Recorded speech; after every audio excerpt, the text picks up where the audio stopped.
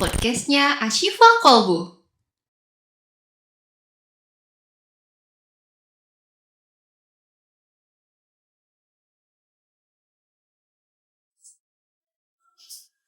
Assalamualaikum warahmatullahi wabarakatuh. ASQ Podcast, podcastnya Ashifa Kolbu.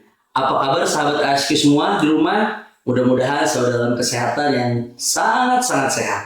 Hari ini kami mendatangi suatu lembaga yang super hebat banget. Dan hari ini kami akan mewawancarai narasumber yang super hebat banget.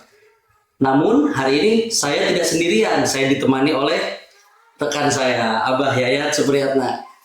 Masya Allah, Abah. Sudah lama kita nggak ngobrol-ngobrol nih. Hari ini kita kayaknya kedatangan tamu yang luar biasa nih. Ini Masya Allah nih, jejak langkahnya. Kita akan gali lah pokoknya. Tapi sebelum kita lanjut ke pokok pembahasannya, di sini saya mau mengucapkan terima kasih terlebih dahulu terhadap PT Grafindo Media Pratama, Bank Syariah Indonesia KCP Citerep 1, dan penerbit Erlangga juga Bank Tabungan Negara. Terima kasih atas supportnya dan sinerginya. Semoga kita semua masih bisa bersinergi lagi di ASQ Podcast ke depannya. Oke, tanpa harus berlama-lama lagi, langsung saja saya serahkan singgasana ini kepada host yang ganteng ini. Silakan, Abah. Makasih Mas Batur. Assalamualaikum warahmatullahi wabarakatuh. Sahabat Ashifa yang baik, alhamdulillah kita sedang berkunjung ke sebuah lembaga pendidikan yang cukup progres, cukup menantang, cukup maju, cukup berprestasi, yaitu lembaga pendidikan An-Nasr ya, Pak Kiai Bun. Kita sangat dikejutkan dengan berita-berita bahwa di An-Nasr belakangan ini, bahkan dalam beberapa waktu lalu, kedatangan tamu dari Korea Selatan, dari Korea Selatan untuk mengunjungi tempat ini, belajar sebuah metode yang memang menjadi keunggulannya, dan hari ini kita akan menggali lebih dalam tentang lembaga ini dan orang-orang yang menyelenggarakan, yang menggerakkan lembaga ini. Pak Kiai, Bun, terima kasih, kami disambut dengan baik. Ini kita akan membicarakan persoalan pendidikan itu garda terdepan, yaitu guru, Bun. Pak Kiai. Jadi kita pernah mendengar bahwa kurikulum seperti apapun, kalau di tangan guru yang berkualitas pasti akan bisa dia kendalikan, akan dia selenggarakan dengan baik. Namun kalau kurikulum sebagus apapun, kalau gurunya nggak berkualitas juga akan mandek, akan tidak jelas arahnya. Nah, ini persoalan yang perlu, jika An-Nasr ini menjadi lembaga pendidikan yang relatif diunggulkan dan berprestasi, kita jadi ingin tahu nih, kira-kira gurunya seperti apa, atau Pak Kiai, Bunda punya kualifikasi khusus tentang guru-guru, dan seperti apa misalkan karikatur guru menurut kami mah begini harusnya. Oke, Pak Kiai, Bun, siapa dulu atau gantian? Sebenarnya yang menguasai tentang kurikulum dan kualitas guru Bu Ais ya. Monggo silakan Bu Ais dulu. Baik, Assalamualaikum warahmatullahi wabarakatuh. Waalaikumsalam. Masya Allah, Abah terima kasih banyak. Sama. Ashifa Kolbu, hari ini luar biasa. An-Nasr kedatangan tamu istimewa dari podcastnya Ashifa Kolbu yang mudah-mudahan semakin berkah. Amin. Semakin berkah, insya Allah. An-Nasr ini baru berdiri kurang lebih 8 tahun. Saya dengan suami, ini beliau sebagai ketua Yayasan An-Nasr, juga sebagai pewakif daripada Yayasan An-Nasr, kami berusaha untuk mengembangkan lembaga pendidikan. Tetapi labelnya madrasah, Abah. Jadi semua lembaga pendidikan di An-Nasr ini ada di bawah naungan Kementerian Agama. Jadi dari Raudhatul Atfal, Madrasah Ibtidaiyah, dan MTS yang kami rangkum menjadi sebuah nama Madrasah Tahfidz An-Nasr. Nah, ini jadi Mas Fatur, Abah, An-Nasr ini yang baru seumur apa ya? Belum lama ya, baru 8 tahun. Kelas 2 SD. Iya, baru MTS-nya pun baru kelas 8. Karena kita berjenjang ya. Untuk bicara tentang guru, insya Allah An-Nasr ini tidak terlalu muluk untuk menentukan kualifikasi gurunya. Karena apa? Karena kami menyadari ya An-Nasr ini kan lembaga yang baru berkembang gitu. Di sini kami membutuhkan orang-orang yang siap berjuang, Mbak. Intinya Kualifikasi pertama siap berjuang. siap berjuang. Jadi siap berjuang, siap untuk belajar, Siap untuk belajar. betul, dan siap untuk mengembangkan potensi dirinya. Jadi Oke. apapun yang mereka bawa bekal, baik yang baru lulus pesantren, ya, ada juga yang sudah lulus S1 dan S2 masuk ke An-Nasr. Cuma kami selalu mengingatkan, jadilah guru pembelajar. Oke, iya. Karena sebagus apapun potensi yang kita miliki, gitu ya, keilmuan yang kita punya, itu tidak akan pernah cukup. Oke. Jadi kita itu betul-betul harus terus belajar. Jadi teman-teman di luar sana, guru pembelajar ini menjadi simbol di An-Nasr, menjadi moto bahwa guru An-Nasr adalah guru pembelajar. Maka tidak heran kalau di An-Nasr walaupun baru 8 tahun, tapi prestasi dari anak-anak itu sudah cukup banyak gitu ya. Karena kami memiliki keunggulan itu di Al-Quran dengan metode qiraatinya, di tahfidz dengan metode mutqinnya, dan di matematika serta IPA dengan metode matematika nalaria realistik dan sains nalaria realistik. Itu jadi gurunya sebenarnya awalnya tidak memahami itu. Kuncinya belajar. Ada satu lagi yang tidak boleh kita lupakan. Iya. Guru harus memiliki niat yang ikhlas, tulus karena Allah. Jadi berjuang di sini karena Allah. Bukan karena materi, bukan karena popularitas, bukan karena apapun, tapi niat karena Allah. Kalau niatnya sudah karena Allah, mau belajar, insya Allah. Ustaz Salim selalu mengingatkan kita, ada menurut guru kita, ya, dari Gontorni yang pertama mempopulerkan, itu At-Tariqah Aham minal mada. Jadi ini yang pernah saya pelajari di pesantren dulu dan menjadi pegangan saya hari ini itu ini Pak. Itu ya Mas Fatur ya. Jadi ada sebuah konsep yang sangat bagus kalau ini bisa diterapkan di setiap lembaga pendidikan. Iya. Jadi kalau bahasa Arabnya begini, at-tariqatu ahammu minal mada. Metode itu lebih penting daripada materi itu sendiri. Oke. Ya, jadi harus berbasis metode. Sebagus apapun materi, kalau nggak punya metode tidak akan bisa berhasil. Tetapi metode tidak segalanya. Ada di atas metode itu mudaris atau teacher atau guru. Jadi al mudarrisu ahammu minat thariqah. Seorang guru itu lebih penting daripada metode itu sendiri. Nah gitu ya. Jadi apapun metodenya canggih, kalau gurunya nggak menguasai, gurunya tidak mumpuni, ya tetap. Nah cuma di atas guru itu ada lagi yang penting, ini yang harus kita pegang betul, ruhul mudarris ahamu minal mudarris. Ruhnya seorang guru lebih penting daripada gurunya itu sendiri. Jadi kalau menjadi pendidik itu harus dengan ruh, ya, harus hadir ruhnya di dalam dirinya sehingga memberikan sebuah pancaran aura kepada siapa yang mau belajar, siapa yang mau dididik. Kalau seandainya nggak tumbuh ruh di situ, maka hanya sebatas transformasi pengetahuan selesai, sudah tidak ada sebuah pengaruh yang nampak. Makanya itu pentingnya itu ruhul mudarris, ruhnya seorang guru itu harus melekat, dan itu yang harus kita jaga. Begitu ya. Oke Pak Kiai, Bun, ada begini, kata Munib Khatib begini Pak Kiai. Sekolah unggul, lembaga pendidikan unggul itu adalah di dalamnya ada program pengembangan guru, pendidikan guru. Kira-kira kalau tadi Pak Kiai atau Bunda memberikan tips bahwa ruh jauh lebih penting dan itu menjadi kekuatan seorang guru, kira-kira pendidikan pembinaan pelatihan seperti apa yang ada di lembaga ini untuk mengupgrade, meningkatkan kualitas gurunya, Bunda?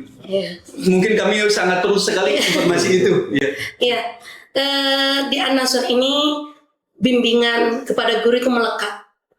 Jadi melekat setiap saat yayasan lembaga pendidikan ya, ada direktur, ada kepala madrasah mendampingi mereka. Mendampingi mereka. Melekat dalam setiap saat, dalam setiap kesempatan. Tetapi ada juga kami melakukan program-program.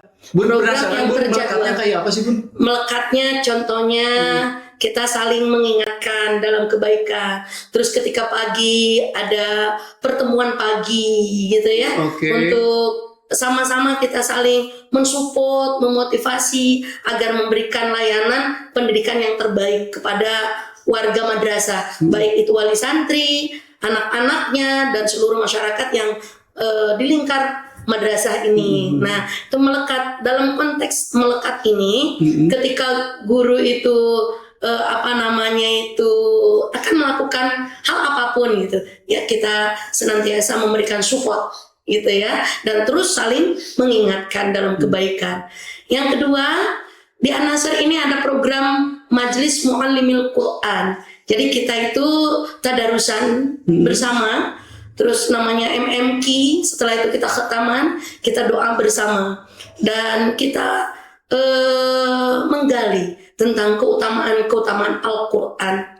Jadi ada di sana harapan kami dengan sering kita tadarus, khataman, terus doa dan memahami tentang keutamaan Al-Quran, lahir rasa cinta. Jadi mengajar Al-Quran itu bukan sekedar kalamnya gitu, tapi betul-betul dari ruhnya. Ruhnya itu betul-betul isinya ya bagaimana kita menanamkan kecintaan kepada anak-anak Al-Quran. Bagaimana anak-anaknya bisa cinta Al-Quran kalau guru-gurunya belum mencintai Al-Quran. Sehingga kami ada program Majelis Muallimil Quran.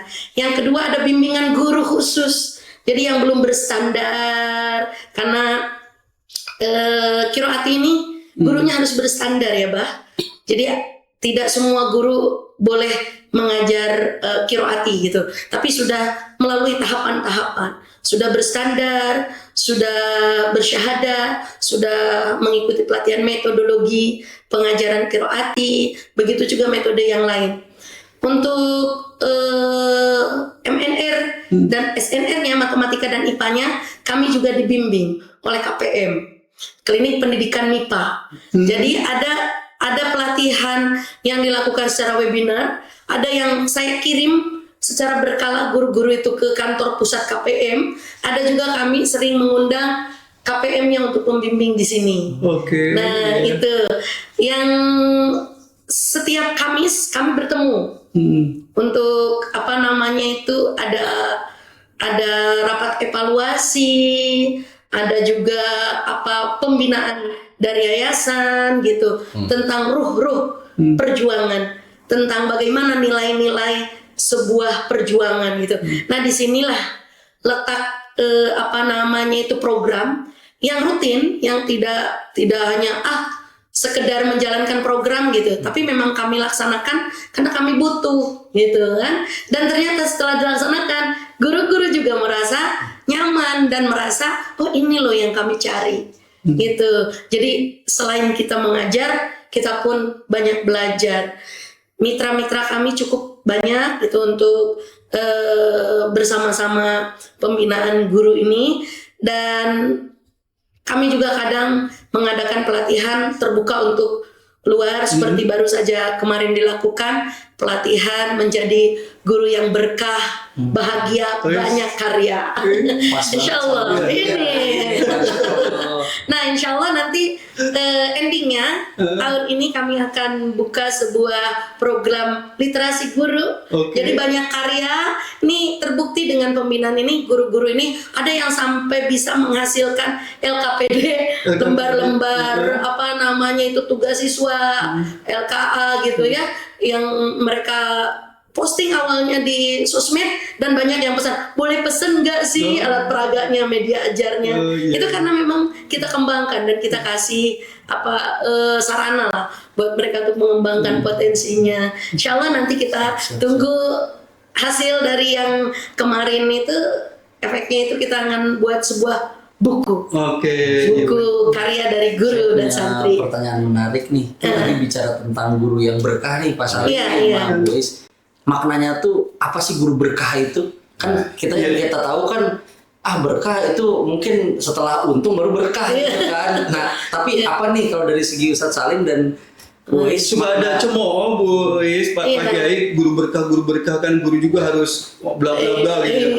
Kira-kira itu menanamkan itu gimana Pak Kiai itu? Apa maknanya gitu loh? Maknanya. Kita penjelasannya begini ya. Kalau orang itu karena memang belum paham sehingga dia tidak tahu sebenarnya makna dari keberkahan dan kesejahteraan. Setuju, belum paham. Sehingga pertama harus menjelaskan tentang definisi sejahtera. Yang kedua definisi berkah. Definisi sejahtera berarti kan sesuatu yang sudah terpenuhi dalam diri kita, tidak ansih kepada materi berbentuk uang. Ya tuh sejahtera itu artinya bahagia lahir batin, itulah yang disebut sejahtera kan. Yang kedua yang namanya keberkahan itu kalau dalam bahasa kitanya itu kan ziyadatul khair, tambahnya kebaikan. Nah, guru sejahtera dan berkah itu sebenarnya itu simpel. Pertama, memang jangan ketika kita mengajar berorientasi kepada duit. Itu jangan sampai ada image di dalam mindset dalam guru itu saya ngajar untuk mendapatkan duit. Kecil banget itu kalau hanya itu. Setuju. Ya kan? Artinya harus disadarkan kepada guru bahwa profesi guru itu mulia. Ketika mulia, masa sesuatu yang mulia itu terus kemudian disamakan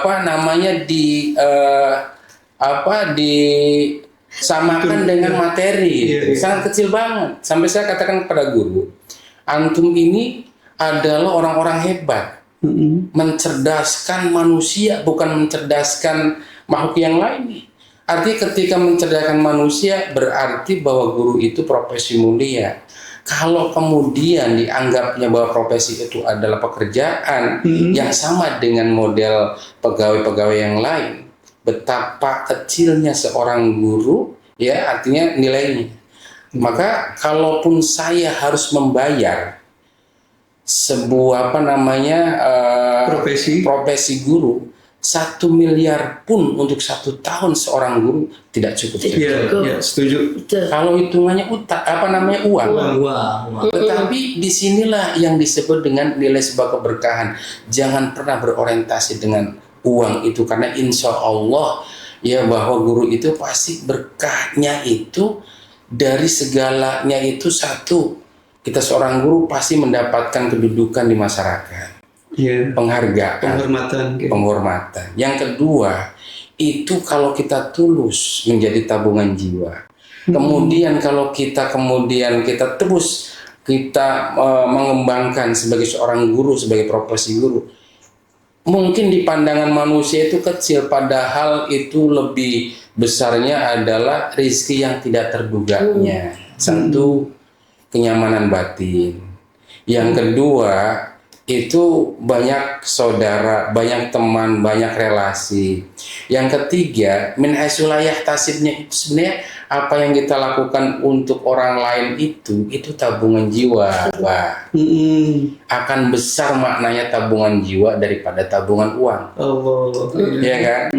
Kalau kita menabung jiwa, itu kalau sudah pada titik di mana kita menginginkan dan kemudian kita butuh, tinggal ngomong, ya Allah aku butuh ini.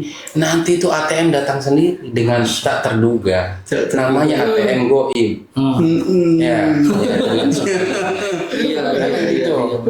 Nah, itu yang dimaksud dengan bukan malah pesugihan, maaf tuh teman-teman tuh. ATM goib itu semuanya rizki datang dari Allah melalui jalan yang kadang tidak kita duga. Haitsu la yahtasib. Betul. Makanya ketika istilah supaya agak keren nih. Iya kan itu. Oke, sahabat Asyifa yang baik, manajemen berkah nggak bisa diukur secara rasionalitas, nggak bisa.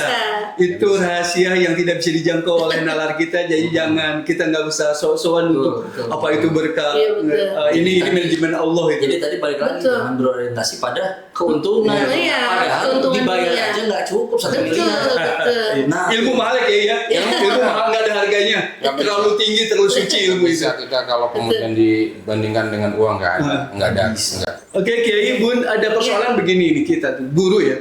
Sekarang guru itu sedang dilema menghadapi perkembangan sains dan teknologi. Apa itu AI, apa itu ChatGPT. Saya pernah bilang ke guru-guru, kita hari ini tidak ada yang tidak bisa, semua disediakan oleh teknologi. Betul. Kira-kira menurut Bunda dan Kiai, hubungan antara guru tadi dengan perkembangan teknologi, sikap terbaik kita seperti apa kira-kira? Dari pengalaman, dari pemahaman Bunda dan Kiai. Oke, guru tidak akan tergantikan kapanpun, sampai kapanpun keberkahan dari guru itu tidak akan pernah tergantikan oleh teknologi. Baik itu AI maupun apapun nanti ke depan datang lagi Kedepannya, gitu ya. ya. Kenapa? Iya. Oke, kita akui sekarang AI juga banyak membantu ya Iya. secara ini ya, banyak Administrasi lah gitu. administrasi banyak memang yang bisa membantu meringankan tugas-tugas guru, tapi dalam skala tertentu. Iya. Tetapi ilmu itu tidak bisa diambil lewat medsos, lewat hanya lewat AI gitu. Apalagi hanya tidak bertemu dengan orangnya, tetapi kita mengambil asal gitu sembarang. Itu mungkin dapat sih pengetahuannya, tapi tidak dapat keberkahan. Nah, keberkahan ilmu itu ada pada sosok guru. Oke. Makanya kenapa guru itu tidak akan tergantikan sampai kapanpun? Karena tidak ada satupun teknologi yang mampu memberikan doa yang tulus buat anak-anak muridnya. Setuju. Iya. Setuju, Bun. Tidak ada teknologi itu yang sanggup memberikan doa di balik lelahnya guru. Iya. Di balik kadang-kadang ya, namanya seorang guru, saya dari tahun 99, waktu itu masih usia belia tapi sudah menjadi guru, jadi ngalamin bagaimana rasanya menjadi guru ini puluhan tahun gitu. Jadi kadang di balik lelah kita bagaimana nih ikhtiar bumi sudah dilakukan, ngajar dengan sungguh-sungguh sudah, kok ini anak masih belum bisa juga, ya ikhtiar langit, kita bersujud kepada Allah, minta kepada Allah, ya Allah mudahkan. Dan AI tidak bisa melakukan itu. AI tidak bisa melakukan itu. coba tanyain AI Iya. bisa sujud. Tapi ya itu ada banyak hal ya, Abah. Ketika memang akhir-akhir ini kita miris dengan terjadinya degradasi moral anak-anak yang di luar sana, yang alhamdulillah tidak kita temukan lah di lembaga-lembaga kita ya, baik di Syifa Qalbu maupun di An-Nasr. Kenapa? Karena itulah kasih sayang guru, pendekatan dari guru, metode mengajar guru. Jadi guru itu bukan hanya sebatas menyampaikan pengetahuan, tapi lebih daripada itu. Lebih daripada itu, tugas guru itu berat. Tugas guru itu berat karena bukan cuma menyampaikan pengetahuan. Ilmu itu milik Allah. Dan ketika anak ingin sukses mendapatkan ilmu, maka anak harus dididik untuk dekat kepada Allah, meminta kepada sang pemilik ilmu gitu. Makanya pendekatan ini tidak bisa dilakukan oleh teknologi, oleh AI gitu. Hanya guru yang mampu mengajar anak, ayo nak sholat, ayo nak kita berdoa, ayo nak ini ilmu itu milik Allah. Bu guru itu hanya menyampaikan apa yang diwariskan oleh para nabi, apa yang diwariskan oleh para ulama gitu. Kita hanya mampu memberikan itu, ikhtiar maksimal oke. Kita sekarang media ajar udah segala macam ya. Zaman dulu cuma papan tulis hitam dengan kapur tulis. Sekarang itu sampai ke TV pinter, sampai segala macam kita lakukan untuk apa? Agar mereka memahami tentang perkembangan zaman.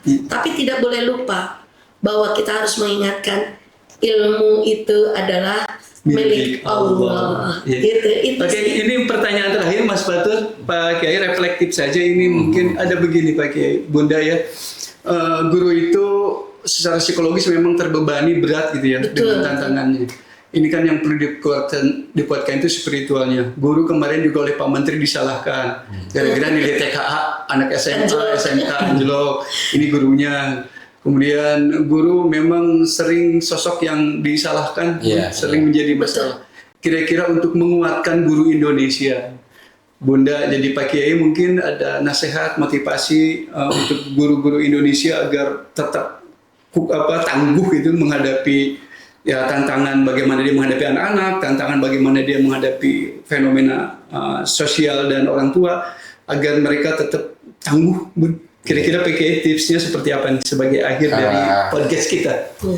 Kalau saya sih pesan kepada guru-guru ya, jadi saya teringat salah satu ulama menyampaikan bahwa jadikan setiap masalah itu adalah tantangan.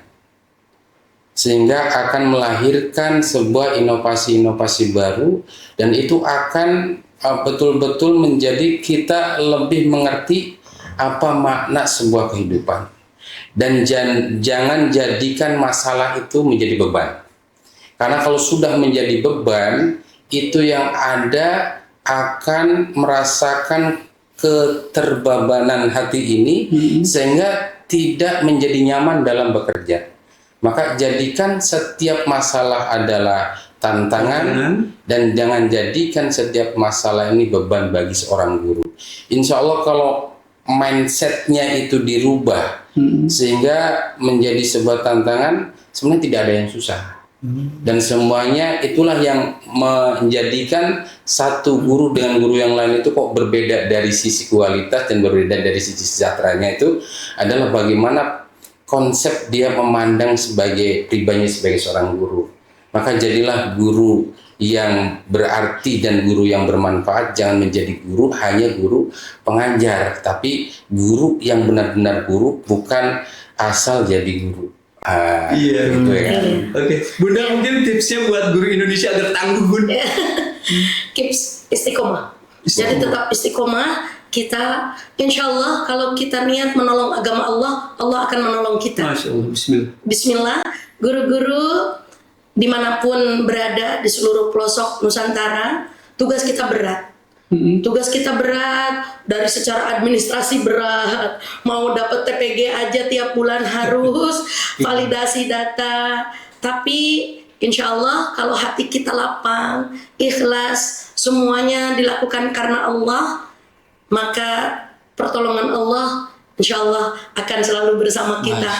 Mungkin di dunia kita terlihat lemah, apalagi guru honorer yang sedang jadi sorotan ya, honornya tidak seberapa, 1 juta, sabar, jujur, tawakal. Ada yang 1,5 juta, sisanya terengah-engah. Tapi tenang, Allah sudah menyiapkan hadiah yang istimewa buat guru-guru semua. Amin. Kenapa? Karena guru-guru itu adalah pewaris para nabi. Insya Allah, mudah-mudahan kita semuanya ditinggikan oleh Allah derajatnya, baik di dunia dan di akhirat. Dan mudah-mudahan pemerintah juga semakin care guru ya, semakin peduli. Karena apa? Dulu saya pertama kali membaca sejarah itu, saya masih ingat ketika yang namanya bom Hiroshima dan Nagasaki itu habis. Kaisar hanya menanyakan, masih adakah guru yang tersisa? Gitu. Jepang sekarang menjadi negara yang maju karena apa? Membela hak-hak guru. Guru di sana itu luar biasa. Martabatnya ditinggikan, semua kebutuhannya dipenuhi oleh negara. Itu rezeki dari Allah, tapi dalam konteks campur tangan negara. Dan mudah-mudahan di negeri kita tercinta ini juga insya Allah nanti para pejabatnya semakin peduli. Ya, karena semakin berat tugas guru di era digital sekarang, lebih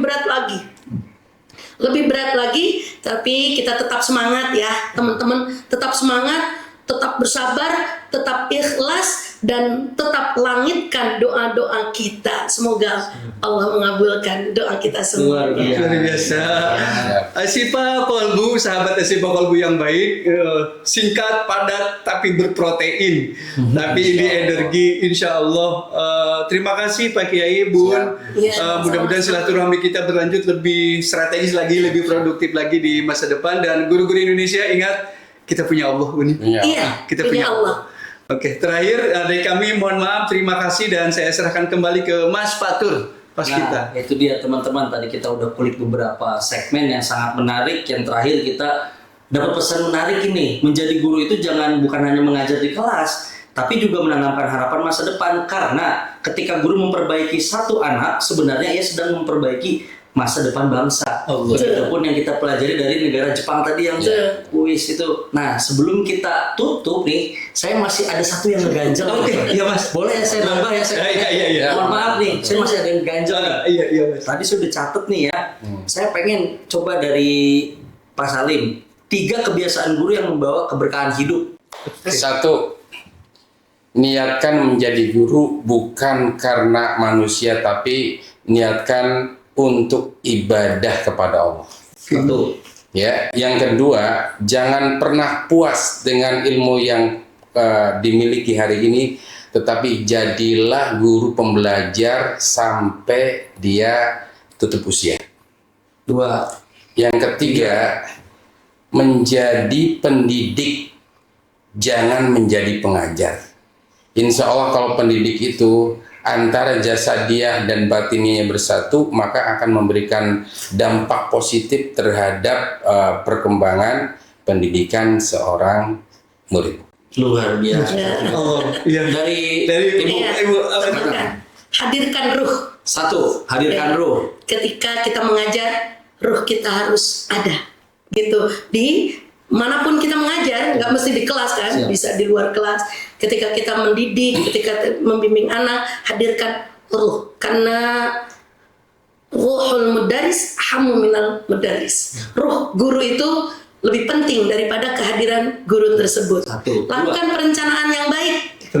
Perencanaan yang baik. Perencanaan. Iya, dan berikan layanan pendidikan yang baik buat anak-anak kita ketika dalam proses pembelajaran untuk hasil yang lebih efektif dan efisien. 1 lagi, 3. Udah 3 tadi. Udah 3. Ruh, perencanaan, pelayanan. Iya, pelayanan itu pelaksanaannya harus profesional. Jujur saya setiap kesini saya selalu dapat oleh-oleh. Iya, dapat oleh-oleh, setuju Mas. Dulu awal pertama saya bertemu Ustadz, awal banget saya belajar tentang ilmu merencanakan kesulitan. Kesulitan.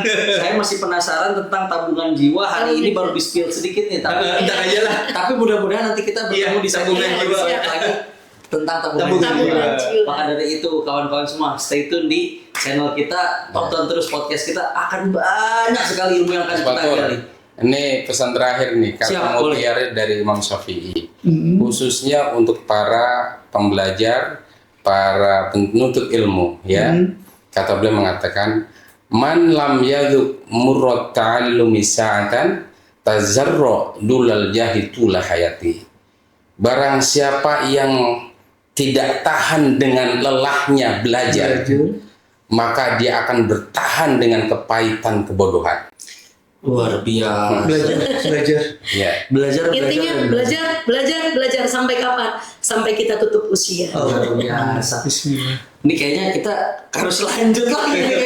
Tapi ya mohon maaf banget, ini kita harus pamit undur diri. Saya mewakili rekan kru yang bertugas dan juga ada Abah Yayat di sini. Berterima kasih kepada Ustadz Salim dan Ibu Ais, dan juga kami mengucapkan terima kasih banyak pada partner kami, yakni PT Grafindo Media Pratama, Bank Syariah Indonesia, KCP Citerep 1, Penerbit Erlangga, dan Bank Tabungan Negara. Semoga kita bisa bertemu lagi di section yang lebih menarik lagi, di podcast yang lebih menarik lagi, dan juga dengan daging-daging yang akan kita bawa lagi nanti ke rumah. Mudah-mudahan podcast ini menjadi keberkahan bagi kami, baik juga bagi lembaga Anasa. Kita sama-sama berjuang, semangat guru-guru Indonesia, mudah-mudahan keberkahan selalu tercurahkan kepada guru-guru Indonesia. Saya Muhammad Rizky Abdullah Fatur Rahman dan Bapak Yayat Supriyatna izin undur diri. Assalamualaikum warahmatullahi wabarakatuh. Waalaikumsalam warahmatullahi wabarakatuh.